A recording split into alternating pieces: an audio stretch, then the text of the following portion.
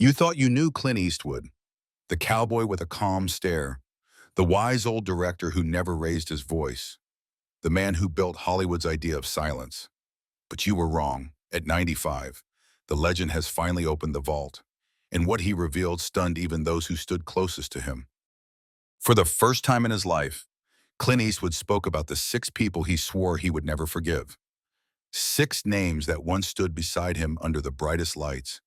They shared fame, they shared victory, and then they shared betrayal. They were not strangers. They were friends, teachers, idols, even lovers. And when you hear their names, you will understand why Clint Eastwood's silence has always been louder than any confession. This is not just a story about Hollywood. It is a story about loyalty, pride, and the cost of never breaking your code, because sometimes the most dangerous thing in this world is not a bullet, not a scandal, not even a lie. It is the truth told too late. So before we begin, make sure to subscribe to the channel, because what you are about to hear might change the way you see your heroes forever. And tell me, before we dive in, what year were you born? Because the year you came into this world might decide whether you understand him or fear him. Number 1, Leonardo DiCaprio, the golden boy, the man Clint Eastwood never forgave. People still wonder what could ever make Clint Eastwood, the calmest man in Hollywood, walk off his own movie set. The answer is Leonardo DiCaprio. It was the year 2010. Production began on J. Edgar, the story of America's most secretive lawman. Hollywood called it a dream pairing, the calmest director in the business guiding its most intense actor. But insiders later said it was not a dream. It was a quiet nightmare. From the very first morning, Leo arrived like a man carrying evidence to court, folders of notes, stacks of research, FBI memos covered in red pen and scribbled thoughts. He wanted to know everything, every breath, every word, every heartbeat of Hoover. To most directors, that kind of dedication would be a blessing. To Clint, it was noise. Crew members remember watching his patience evaporate one page at a time. He once joked that Leo came in like a detective trying to solve him. Then he said softly, "I was not the case." Behind the humor was irritation, and it was growing. Clint Eastwood built his entire career on instinct. One take, sometimes two, never three. He believes the truth only lives in the first reaction. Anything after that is acting about acting. So when Leo asked for another rehearsal, another retake, Clint just stared through the lens like a cowboy watching someone try to catch lightning with a net. Then came the breaking point, the emotional collapse scene, the moment Hoover falls apart. Leo delivered it in one take. Raw, shaking, perfect. The air in the room turned electric. No one moved. Clint said quietly, "Perfect. Cut." That should have been the end. But Leo looked at the monitor and said he could do better. He wanted another, and another. By the sixth, Clint was not behind the camera anymore. He was standing at a craft table, coffee in hand, his face carved from stone. Someone asked if he was all right. He answered in a low voice, "He is still searching for something I already found." That line spread across the set like a rumor with a heartbeat. Nobody forgot it. It was Clint Eastwood's version of a gunshot. No shouting, no fight, just finality. When filming wrapped, there was no handshake, no dinner, no photo, only silence. Clint's kind of silence, the kind that ends careers, not conversations. Months later, during casting meetings, DiCaprio's name appeared again.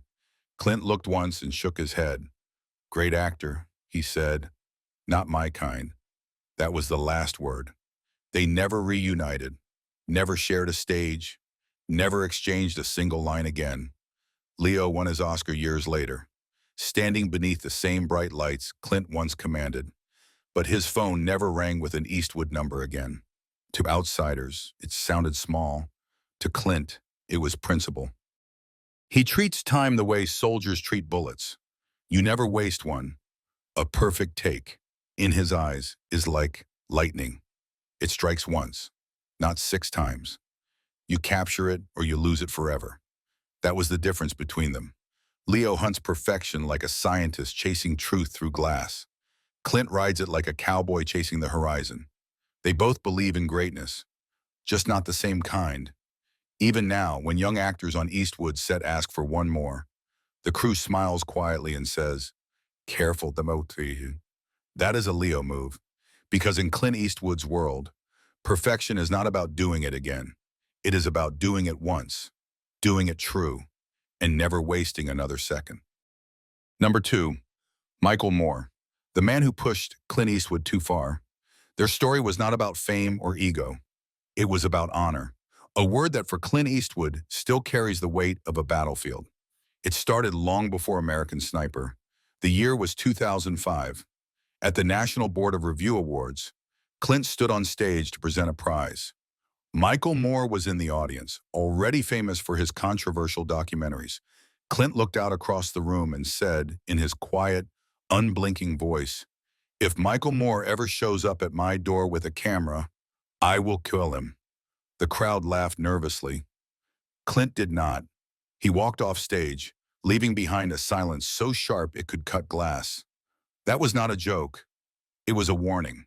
Because for Clint Eastwood, film is not politics. It is service, discipline, respect for those who wear the uniform. And for Michael Moore, film is rebellion, a weapon to expose the powerful. Two filmmakers, two Americas. On that night, their worlds collided and neither man forgot. Nearly a decade later, in 2014, the wound reopened. American Sniper hit theaters and became the most talked about war film in years. Bradley Cooper played Chris Kyle, a Navy SEAL who saved countless lives. Audiences cried. Veterans stood in theaters and saluted.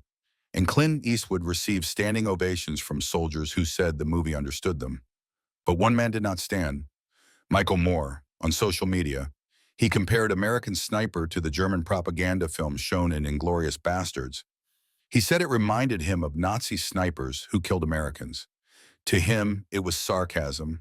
To Clint, it was blasphemy. He did not respond publicly. He did not write a letter or hold a press conference. He simply froze Michael Moore out of his world forever. He deleted him. A longtime collaborator said later, "He does not forgive insults. He erases them." And that is exactly what happened. From that moment, Michael Moore ceased to exist in Clint Eastwood's orbit. No more invitations, no mention, no reaction, just silence, colder than anger. People close to Clint understood why. He was raised by a steelworker father during the Great Depression. He grew up watching men come home from war with broken bones and missing limbs. To him, the word soldier was sacred. When he directed American Sniper, he treated every frame like a folded flag. So when Michael Moore mocked it, it felt like someone spitting on a gravestone. Clint never said that out loud. He never had to. Those who knew him said his silence said everything. They could see it in his eyes when the name Michael Moore was mentioned. His jaw would tighten. His eyes would shift, not in anger, but in disappointment, the kind that burned deeper than rage. The irony is that Clint Eastwood and Michael Moore actually shared something rare in Hollywood. Both were outsiders. Both refused to follow orders. But Clint fought his battles quietly, through action, through film. Moore fought through noise, through provocation, through cameras aimed at people's faces. They were mirror images of each other. One calm, one chaotic, one disciplined, one defiant. It was inevitable they would clash. When American Sniper crossed $600 million worldwide, Clint did not celebrate. He simply moved on to his next story, as if numbers did not matter. But to those around him, they knew this one mattered more than any award. It was not about money. It was about respect. Michael Moore later said that his comments were misunderstood, that he meant no harm. But for Clint Eastwood, intentions did not erase consequences. He lives by the same code he learned when he was drafted into the Army during the Korean War. Stand up for what you believe in and never apologize for respect. That code built his career, his reputation, and his silence. To this day, if you mention Michael Moore's name near Clint Eastwood, the conversation ends. No debate, no gossip, just that look. The same look he gave on stage 20 years earlier when he made his warning. People call it pride, others call it ego. But to Clint, it is something simpler. He once told a friend, "I have no time for people who use soldiers as punchlines." He believes heroes should be honored, not mocked for applause. And maybe that is why the grudge still stands. Because for Clint Eastwood, loyalty is not an opinion, it is a promise. When that promise is broken, there are no second chances, no forgiveness, no return, only silence. So when the lights go down and the camera rolls, Clint Eastwood still remembers the moment Michael Moore crossed that invisible line. The moment he turned a story about courage into a stage for sarcasm.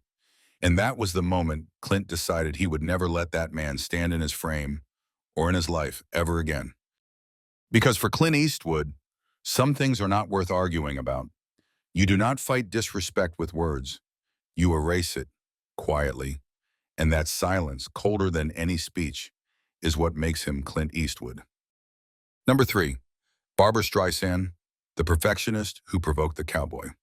Few names still make Clint Eastwood's jaw tighten the way hers does.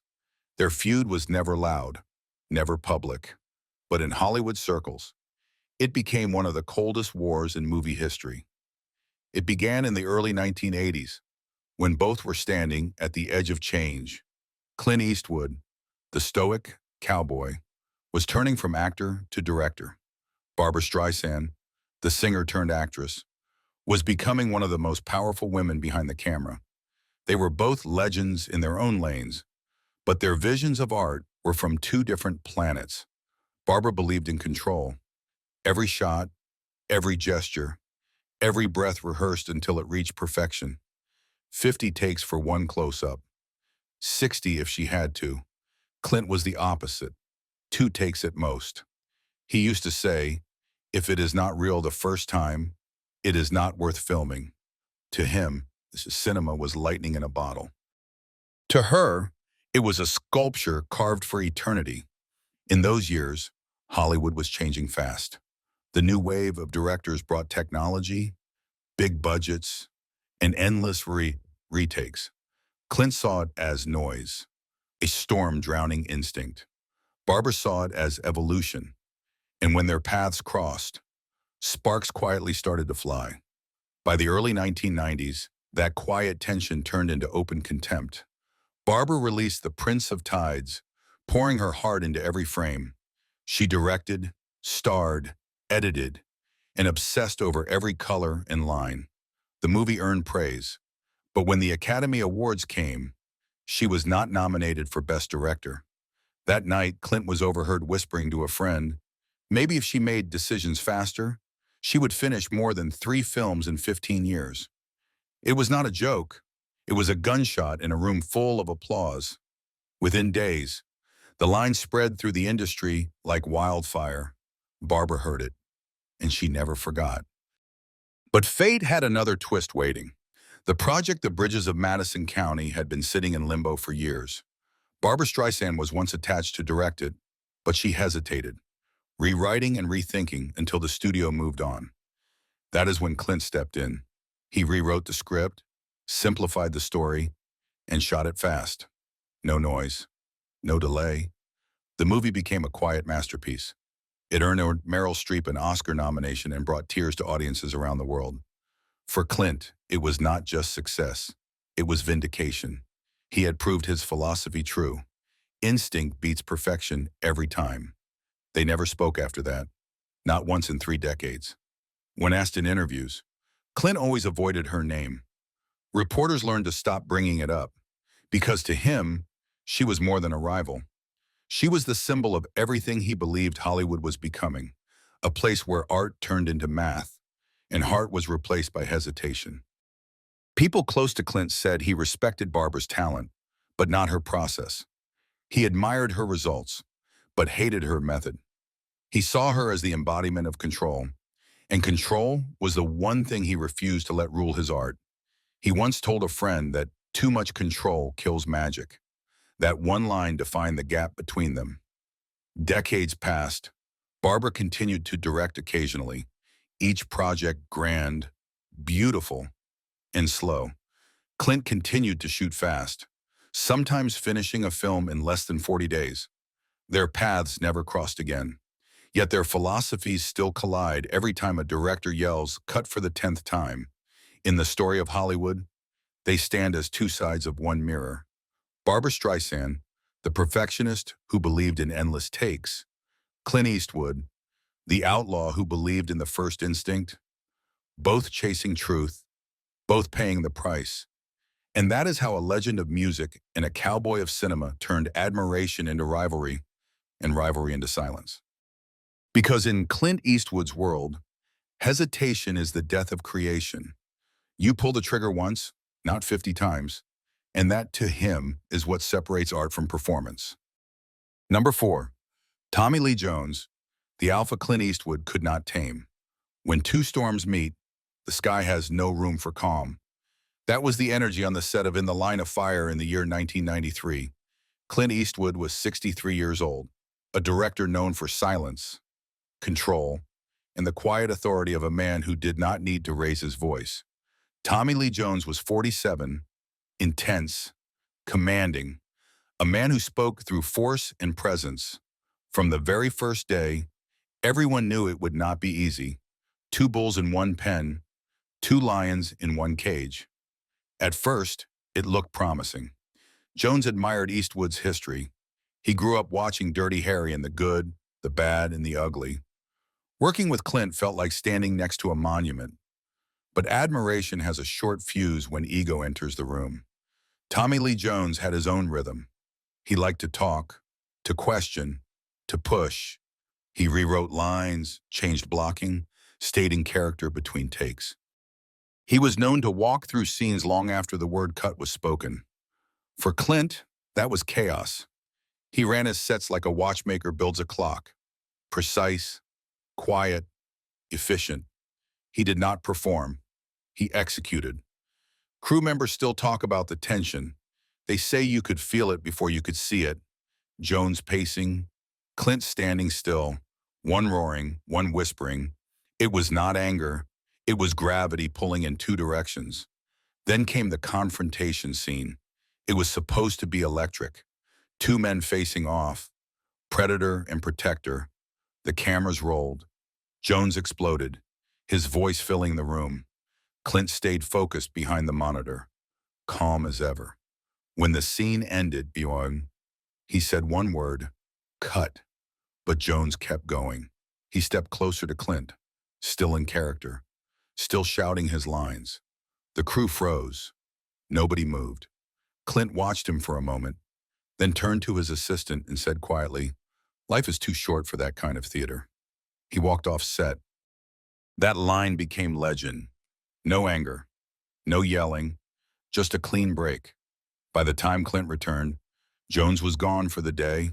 They finished the movie, professional but distant, like two soldiers sharing a trench without speaking.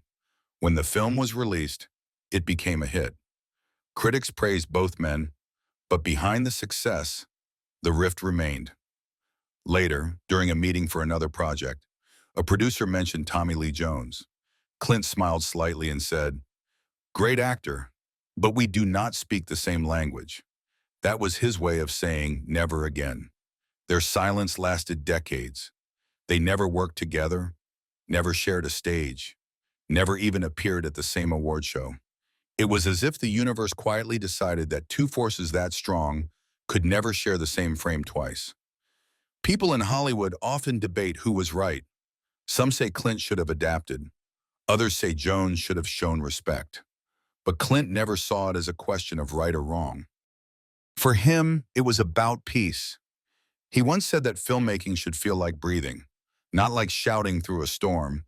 If it ever becomes theater, you have already lost the truth. Tommy Lee Jones went on to win his Oscar for The Fugitive and kept his reputation as one of the most intense actors alive. Clint continued to direct with his trademark silence, finishing films faster than most people finish writing them. Two men, Two methods, both brilliant, both immovable. To this day, those who worked on In the Line of Fire still say they witnessed something rare. Not a fight, not hatred, just two kings realizing there is room for only one crown. Because in Clint Eastwood's world, leadership is not about volume. It is about control, precision, and calm. And when he said life is too short for that kind of theater, he meant it. He was not talking about acting. He was talking about the way he chose to live. Number 5, Richard Burton, the man who pushed Clint Eastwood's patience to the edge. In 1968, long before awards and politics and streaming platforms, Clint Eastwood stood on a freezing mountain in Austria, ready to shoot where eagles dare. Across from him was one of the greatest actors of the time, Richard Burton, a legend, a poet, a star with a voice made for Shakespeare and a weakness made for whiskey. At that point, Burton was living like a storm. He was married to Elizabeth Taylor for the first time, and every night between them ended in smoke, shouting, and champagne. The tabloids called them Hollywood royalty. Clint called it distraction. The first week of filming, Burton arrived late. The second week, he arrived later. By the third, he was showing up with bloodshot eyes and a hangover heavy enough to shake the snow off the mountains. Clint never said a word. He was already on set at dawn. Lines memorized, gun polished, boots clean. He waited. Silent, watching. Crew members still talk about those mornings. They said Clint would stand perfectly still while Burton stumbled through take after take. The longer it went on, the quieter Clint became. You could see the respect draining from his face like water from a cracked glass. Burton was brilliant when sober. He could turn a line into music. But when the alcohol took hold, his words turned to fog. He forgot cues, slurred sentences, sometimes wandered off camera. Each mistake was another crack in Clint Eastwood's patience. Then came the day everyone remembers. Burton missed his line for the 10th time in the same scene.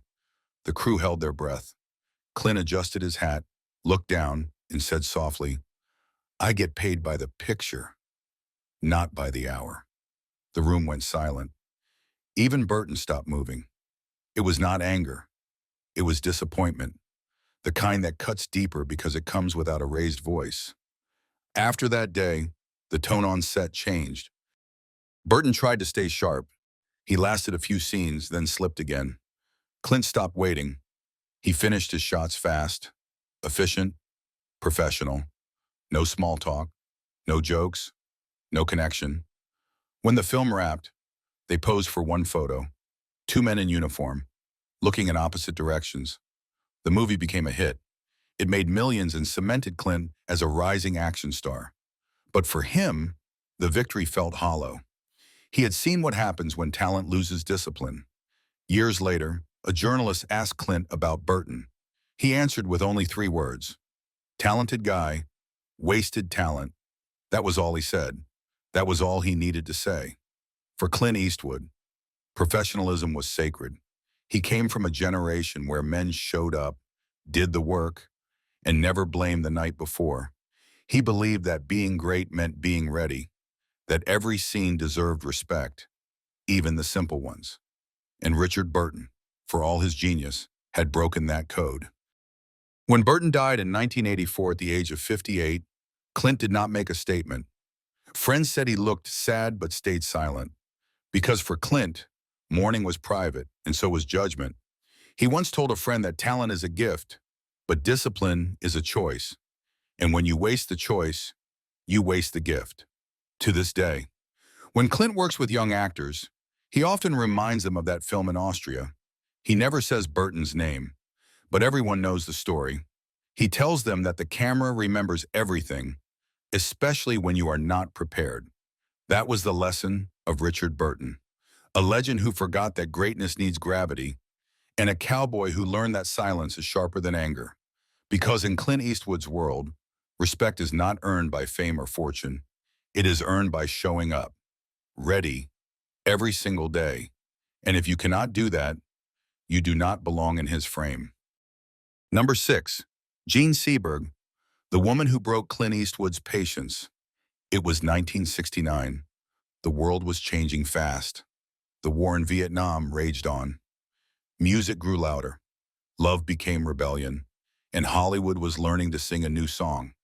That song was called Paint Your Wagon, a musical about gold, hope, and heartbreak in the wild mountains. It was supposed to be Clint Eastwood's first big musical, his chance to show a softer side. Instead, it became one of the most painful chapters of his career. Jean Seberg was the star beside him. She was only 30, beautiful, fragile, with eyes that seemed to hold both innocence and sorrow. She was famous for her role in Breathless, the French masterpiece that turned her into an icon.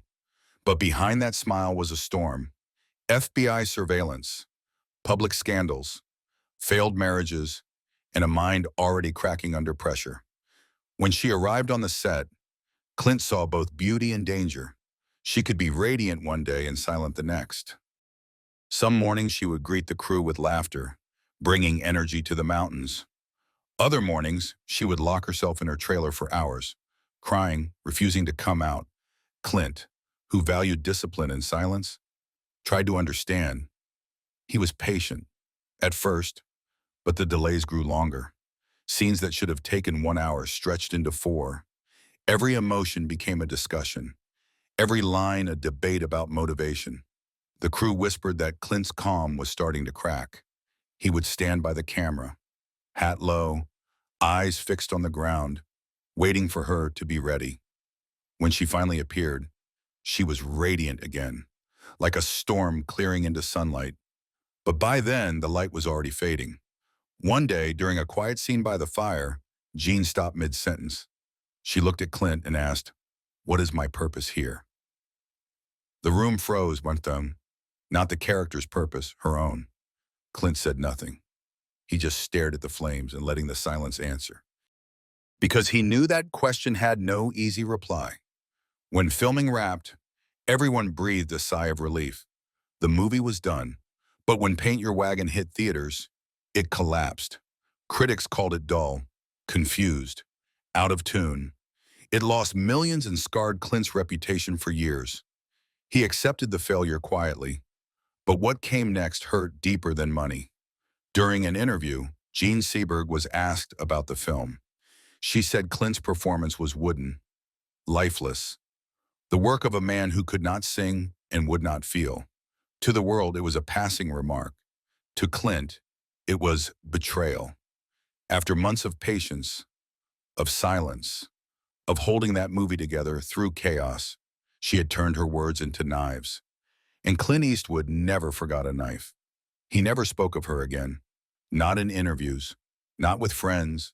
When her name came up, he would light a cigar, look away, and change the subject.